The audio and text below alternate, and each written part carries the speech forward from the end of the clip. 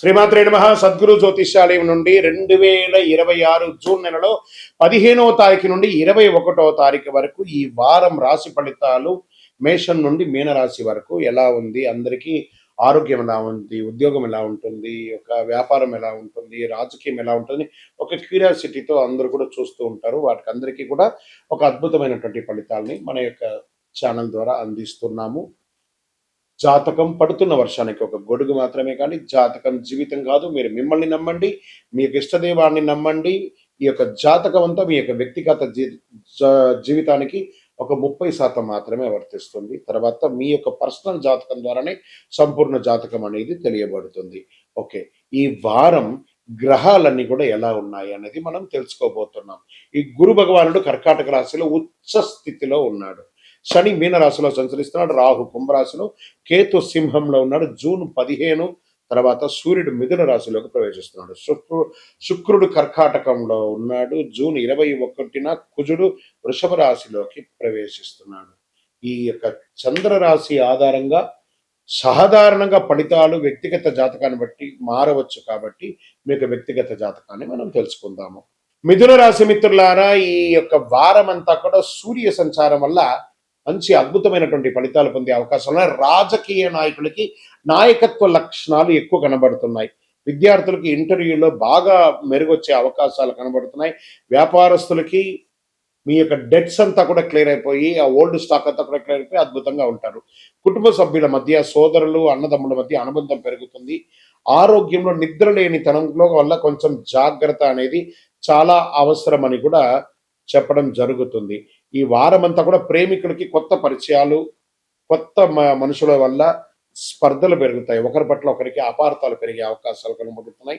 Real estate కాస్త ఓపిక పట్టండి, తప్పకుండా మేలు జరుగుతుంది. షేర్ మార్కెట్ బాగా నిపుణుల యొక్క సలహా తీసుకోండి. ఏదో ఎవరో మెసేజ్ ఇచ్చారు దాని ప్రకారం వెళ్ళిపోతామంటే కుదరదు. ఇంకా సినిమా కళాకారులు, టీవీ కళాకారులకి మంచి సృజనాత్మకమైనటువంటి గుర్తింపు వచ్చే అవకాశాలు కనబడుతున్నాయి. విదేశాలకి వీసా ఇబ్బందులన్నీ కూడా కొంచెం మెరుగుపడే అవకాశాలు బాగా కనబడుతున్నాయి. కోర్టు వ్యవహారంలో డాక్యుమెంట్స్ అంతా కూడా ఒకసారికి 2 సారి బాగా చదివి సంతకాలు పెట్టడానికి ప్రయత్నం చేయండి. ఈ వారం మీరు చేయవలసినటువంటి పరిహారం వచ్చేసి బుధవారం విష్ణు సహస్రనామం పారాయణం చేయండి. ఏదైనా దేవాలయానికి వెళ్ళి అద్భుతమైనటువంటి ప్రదక్షిణం చేయండి. అదృష్ట సంఖ్య 5, అదృష్ట రంగు ఆకుపచ్చ, దిక్కు ఉత్తరం. దేవాలయం వచ్చి ఒక వెంకటేశ్వర స్వామికి, రామాలయానికి ఎక్కడికో వెళ్ళండి. మీరు చేయవలసినటువంటి దానం ఈ వారం పెసరపప్పు వీలు ఉంటే దానం చేయండి. పేదవాళ్ళకి కానీ లేదా ఒక దేవాలయానికి కానీ ఎవరికొకరికి పెసరపప్పు మీ చేత్తో దానం చేయండి. అద్భుతమైనటువంటి ఫలితాలు పొందుతారు. విజయం వస్తుంది. మీ యొక్క వ్యక్తిగత జాతకం తెలుసుకోవడానికి మీ పరిసర ప్రాంతాల్లో ఉన్నటువంటి గురువుల్ని సంప్రదించండి. లేదా మా ద్వారానే తెలుసుకోవాలనుకుంటే డిస్ప్లేలో కనబడుతున్నటువంటి నెంబర్కి మీ పేరు, మీ డేట్ ఆఫ్ బర్త్, మీ time of birth, place of birth WhatsApp చేయండి. గురుగారు, మాకు జాతకంతో పాటు ఇంకేమన్నా ఒక అద్భుతమైనటువంటి శక్తివంతమైనటువంటి వస్తువు కొనాలని అనుకుంటున్నామంటే అతి శక్తివంతమైనటువంటి కరుంగాళిమాలను 48 రోజులు పూజ చేసి, ఇది చాలా పెద్దది, ఇంత పెద్దది కాదు, మీకు చిన్నగానే ఉంటుంది, ఒక 6 mm కానీ 8 mm కానీ మీరు వేసుకోవచ్చు. అలాంటిది 48 రోజులు మన దేవాలయంలో సుదర్శన చండీ హోమం చేసి మీకు అందుబాటులో సిద్ధంగా ఉంటుంది. కావలసిన వారు సంప్రదించండి. విజయోస్తు. దేవుడు మనకు జీవితంలో పరీక్షలు ఎందుకు పెడుతున్నారని ఒక ప్రశ్న అడుగుతున్నారు. దేవుడు మనకు పరీక్షలు పెట్టడం, మనకు ఆయనకేం పని లేదండి. మిమ్మల్ని ఎంచుకొని మీకు పరీక్షలు పెట్టడం అనేది కాదు. మనం ఎంచుకున్నటువంటి దారి, ఆ దారిలో మనం పుట్టినప్పటి నుంచి మరణించేంత వరకు నీ యొక్క రాత ఇది అని చెప్పి రాసి పంపించేస్తాడు. అర్థమైందా? ప్రతి ఒక్కరికి కూడాను ఈ యొక్క తల్లిదండ్రులకి పిల్లవాడు గాను, ఒక భార్యకు ఒక భర్తకు భర్త భార్య గాను, భార్యకు భర్త గాను, పిల్లలు గాను, అత్తమామలు గాను, ఫ్రెండ్స్ గాను, ఉద్యోగం గాను, వృత్తి గాను నిర్ణయించబడింది మరణం వరకు. మరి ఇందులో వచ్చే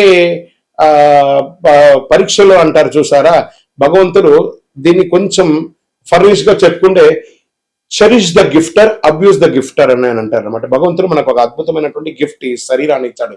దేహో దేవాలయ భక్తి అని చెప్పేసి ఒక జీవితాన్ని, మానవ జన్మనిచ్చాడు. ఇందులో మనం చక్కగా పరోపకారార్థి ఇదం శరీరం అనుకుంటూ మనం చేయాల్సిన కార్యక్రమాలు చేసుకుంటూ ఇతరులను చేసుకుంటూ పోతే అన్ని రకాలుగా ఉంటుంది. ఎప్పుడైతే మనలో స్వార్థం అది వస్తుందో, ఆశ అవన్నీ పెరుగుతుందో, అప్పుడు దారి తప్పుతూ ఉంటాం. ఆ దారి తప్పినప్పుడు అవసరాలు పెరుగుతాయి. ఆ అవసరాలు తగ్గట్టుగా అవకాశాలు ఉండదు, దానికి అప్పులు చేయడము, లేకపోతే ఇతరులను ఏమార్చడము, సమాజంలో ఇబ్బంది పెట్టడము. దాన్ని మనం ఏం చేస్తాం, భగవంతుడు నాకే ఇన్ని కష్టాలు ఇస్తావా అని భగవంతుడిని బ్లేమ్ చేయడం. ఆయనకి ఏమైనా పన? మీరు పుట్టినప్పటి నుంచి మీరు మరణించేంత వరకు ఒక్క క్షణం కూడా ఆగకుండా గుండె కొట్టుకుంటూ ఉంటుంది. అప్పుడు మీకు పరీక్ష పెడుతున్నాడా భగవంతుడు, అనుగ్రహం ఇస్తున్నాడా? మనమైనా ఒక్కొక్కసారి శ్రద్ధగా ఉండం, అలా పడుకుంటా, ఇలా లేస్తాం. మీరు పడుకున్నా, లేసినా, తిన్నా, ఏమేమి వేషాలు వేసినా వాటన్నిటినీ సగిస్తూ భావిస్తూ మీ హృదయంలో lub dub lub dub lub dub lub డబ్ను కొట్టుకుంటూ ఆ ప్రాణవాయుని ఇచ్చే భగవంతుడికి కృతజ్ఞత చెప్పండి. కానీ భగవంతుడు ఇబ్బంది పెట్టాడు, భగవంతుడు అనుగ్రహప్రదాయుడు. మీ ఆశలు, మీ అలవాట్లను అదుపులో పెట్టుకుంటే జీవితం అంతా సుఖ సంతోషాలతో ఉంటారు. విజయోస్తు. గురుగారు, ఒక ప్రశ్న ఉందండి. నిజమైనటువంటి భక్తి అంటే ఆలయానికి వెళ్ళడమేనా? ఆలయానికి వెళ్ళే పూజలు, పురస్కారాలు, హోమాదులు చేస్తేనే భక్తియా, లేకపోతే ఏ రకంగా ఉండొచ్చు అని అంటే, ఇప్పుడు మాధ్యమాల ద్వారా చూస్తున్నారు చూసారా, యూట్యూబ్ ద్వారాను, టీవీ ద్వారాను చూస్తున్నారు కదా. ఎలా మీకు నేను కనెక్ట్ అయ్యాను? త్రూ శాటిలైట్ ద్వారా వెళ్ళి మీకు నేను కనెక్ట్ అయ్యాను కదా. అలాగే భగవంతుడి దగ్గరికి కూడా అలా కళ్ళు మూసుకొని ఉండగా ఆ స్వామివారి యొక్క దివ్యమంగళ తేజోమయమైనటువంటి రూపం కనబడి ఆ స్వామివారితో కనెక్ట్ అవ్వాలి. అది మీరు ఆలయంలో కూర్చుంటారా, ఇంట్లో కూర్చుంటారా, ఇంకో చోట కూర్చుంటారా అనేది కాదు ప్రశ్న. మీరు భగవంతుని ప్రార్థన చేస్తారా లేదా అనేది ముఖ్యం. ఎందుకు ఆలయాలకి ఒక ప్రత్యేకత ఉంది అని అంటే, ఒక యంత్ర ప్రతిష్ఠ చేసి నిత్య పూజలు చేసి ఒక పవిత్రమైనటువంటి భక్తులు అందరూ కూడా వచ్చి దర్శనం చేసుకున్నటువంటి ఒక ఎంతో పుణ్యాత్ములు నడిచిన భక్తుల యొక్క పాదధూళిలో భగవంతుడు ఉంటాడని చెప్తారు. కాబట్టి అక్కడ పవిత్రమైనటువంటి స్థలంగా ఉంటుంది. కాబట్టి ఆ దేవాలయాలకి వెళ్ళి దర్శనం చేసుకోవడం అనేది ఒక సిస్టమ్ ఉంది. కాబట్టి అక్కడ మంత్రోచ్చారణతో ఉంటుంది. కాబట్టి అక్కడికి వెళ్ళడం మంచిది. మన ఇంటిలో కూడా దేవాలయము, ఒక దేవుడు రూమ్ అనేది ఉంటుంది, అక్కడ ఉంటుంది. కానీ 24 గంటల సేపు మనలో ఆత్మ అనే ఒక దేవుడు మనల్ని పరీక్షిస్తూ చూస్తున్నాడు. తత్వమసి, దట్ ఈస్ కాల్ తత్ త్వం అసి. నువ్వు దేన్నైతే చూడడానికి, దేన్నైతే పొందడానికి ప్రపంచంలో తిరుగుతున్నావు అది నీలోనే ఉంది, చూసుకో. అహం బ్రహ్మాస్మి అని చెప్పాడు భగవంతుడు. నీలోనే ఉన్నాడు. శివం శివం శివం. ఈ శివం లేకపోతే దాన్ని శవం శవం శవం అంటారు. కాబట్టి దేవాలయానికి పూజ చేయాలా, నీలో పూజ చేయాలా అనేది కాదు. పూజ చేయి, కనెక్ట్ అయ్యి భగవంతుని. నువ్వు పూజించకపోతే కొట్టడు భగవంతుడు, కానీ పూజిస్తే నువ్వు ఇంకా బాగుంటావు. బాగా గుర్తుపెట్టుకోండి. ఆర్గ్యూ చేయడం వల్ల మనం బాగుంటామా, నెగిటివ్ అవుతామా అని అంటే, ఆర్గ్యూ చేయడం వల్ల నెగిటివ్స్ వస్తుంది. కానీ నువ్వు ఆర్గ్యూ చేయకుండా సైలెంట్ గా ఉంటే బాగా అయిపోతామంటే బాగా అయిపోమట, కానీ నెగిటివ్ అనేది తగ్గిపోతుంది. చాలదా? అదే భగవంతుడు. దేవాలయానికి వెళ్ళడం, మనం చేయడం అనేది కర్మ ఫలితం తప్పకుండా మనల్ని చేరుతుంది. అంటే కర్మ రిటర్న్స్ అంటారు చూసారా. అవును, ఎదుటి వాళ్ళకి ద్రోహం చేయాలి అని అనుకుంటే ఇక్కడ చూడండి, చెయ్యి నేను ఇలా పెట్టాను, నేను నిన్ను ఇలా ఇబ్బంది పెడుతున్నాను అని ఒకటి చెయ్యి అక్కడ చూపిస్తుంది. ఇక్కడ 1, 2, 3 వేళ్ళు నిన్ను చూపిస్తుంది. పైన భగవంతుడు చూస్తున్నాడు. 3 వేలు సమాజం నిన్ను చూస్తుంది, భగవంతుడు పైన చూస్తున్నాడు. కానీ నువ్వు చూపే వేలు ఒకటే అనమాట. అఫ్ కోర్స్ నువ్వు ఎవరికైనా చెడు చేస్తే 4 రకాలైనటువంటి చెడు నీకు రిటర్న్ ఖచ్చితంగా వస్తుంది. నువ్వు మంచి చెయ్యకపోయినా పర్లేదు, కానీ చెడు చేయకుండా ఉండు. అదే ఇతరులకు చేసే సమాజంలో ఒక మంచి విశేషం. అందుకే కర్మ రిటర్న్స్. విజయోస్తు. కృష్ణుడు మహాభారతంలో యుద్ధాన్ని ఎందుకు ఆపలేదు? ఇక్కడ మీకు మంచి ప్రశ్న. ఆయన కూడా, కృష్ణుడు కూడా యుద్ధం చేయమని చెప్పలేదు. మీరు బాగా గుర్తుపెట్టుకోవాలి. రథసారథిగా అర్జునుడికి పార్థసారథిగా కూర్చున్నాడు ఆయన. ఈయన పోయి యుద్ధం చేయడా, కర్మణ్యేవా నివాసస్తే మాపడే సుఖదాసన.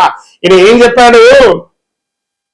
మనమందరూ కూడా 732 శ్లోకాలు ఉన్నటువంటి భగవద్గీతను శ్రీకృష్ణుల వారే మనకు అందించారు. కొన్ని అధ్యాయాల వరకు ఆ అర్జునుడు ఆయన ఒక రైడర్ లాగా చూశాడు, ఒక సారథి లాగా, ఒక డ్రైవర్ లాగా చూశాడు. అప్పటి వరకు నేను క్షత్రియుడిని, నేను ధర్మరాజు యొక్క తమ్ముడిని, పంచపాండవుల ఒకడిని అనే ఒక ప్రౌడ్తోనే ఆ అర్జునుడు ఉంటూ ఉంటాడు. ఆ యొక్క 11వ అధ్యాయాన్ని చెప్పేటప్పుడు విశ్వరూప అవతారం ఒకటి వస్తుంది. ఆ అధ్యాయంలో స్వామివారు విశ్వరూపం ధరించి అర్జునుడికి దర్శనం ఇస్తాడు. దర్శనం ఇచ్చి అప్పటి నుంచి అర్జునుడి యొక్క బాడీ లాంగ్వేజ్ మారిపోతుంది.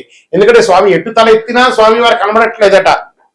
అంటే అంతటి మహానుభావుడికి యుద్ధం ఒక లెక్కన కాదు కదా.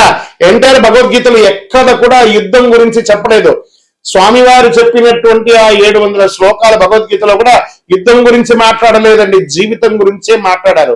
శ్రీకృష్ణుడు జీవితాన్ని ఉపదేశించడానికే ఉన్నాడే కానీ యుద్ధం గురించి ఉపదేశించడానికి కాదు. మనం ఆనందంగా ఉంటే శ్రీకృష్ణుడు ప్రేమగా కనబడతాడు, మనం కొంచెం మాలిన్యంగా ఉంటే అది యుద్ధ వాతావరణంగా కనపడుతుంది. మన యొక్క బుద్ధిలోని మంచి చెడు రెండు ఉంది కాబట్టి ఆ మంచి చెడుని ఎదిగి నువ్వు ముందుకు వెళ్ళు అని భగవద్గీతలో యొక్క సారాంశంగా శ్రీకృష్ణుడు చెప్పారు. కాబట్టి అందుకే శ్రీకృష్ణుడు యుద్ధం చేయమని చెప్పలేదు, అధర్మాన్ని మాత్రం జయించమన్నాడు కానీ యుద్ధం చేయమనలేదు. భయభక్తులతో ఉండాలి అన్నారు. భక్తి ఉంటే భయం ఎందుకు ఉండాలంటే భయభక్తులతో ఉండాలి. అక్కడ ఎదుటి కూర్చున్నది మనం ఒకళ్ళమే, ఈ ప్రపంచాన్ని ఏలే అఖిలాండ కోటి బ్రహ్మాండ నాయకుడు అక్కడ కూర్చున్నాడు ఎదురుగుండా. ఆయన చూసినప్పటికీ భయభక్తి ఉండాలి. దేవుని చూసినప్పుడు ఆ భయం ఉండాలి, భక్తి ఉండాలి. ఆ ఒక దేవుడు కనబడని ఒక గొప్ప శక్తిగా అక్కడ కూర్చున్నాడు. దైవం మానుష రూపేణ. అది ఎలా కనబడుతున్నాడు? తల్లిదండ్రిగా, గురువులుగా, సమాజంలో పెద్దవాళ్ళుగా, అర్చకులుగా, ఆరాధులుగా ఉన్న వాళ్ళని అందరినీ కూడా ఒక ప్రేమగా చూస్తే సాక్షాత్ భగవంతుని చూసినట్టుగా ఆ భయభక్తితో ఉండాలి అని అంటారు. ఆఖరికి మనకు విద్య నేర్పించిన టీచర్ దగ్గర కూడా భయభక్తులతో ఉండాలి. అదే దేవుడికి ఇచ్చే మన మర్యాద, విజయవస్తు. మనిషి యొక్క గొప్పతనం ధనంలో ఉంటుందా, ధర్మంలో ఉంటుందా అంటే పరోపకారార్థే ఇదం శరీరం. ఇతరులు బాగుండాలని ఎవరైతే కోరుకుంటారో వాళ్ళే దేవుళ్ళు. మంచి గుణం వాళ్ళ దగ్గరే ఉంటుంది. డబ్బులు సంపాదించాలి, డబ్బులు అవసరం ఉంది. ఆ డబ్బులు క్షేత్రస్థాయిని పెంచే విధంగా ఉండాలి కానీ క్షేత్రాన్ని నాశనం చేసే వాళ్ళ దగ్గర ఉండకూడదని చెప్తారు. కాబట్టి మంచితనంతో ఉన్న వాళ్ళు అందరూ క్షేమంగా ఉండాలి మనస్ఫూర్తిగా కోరుకుంటారు. విజయవస్తు.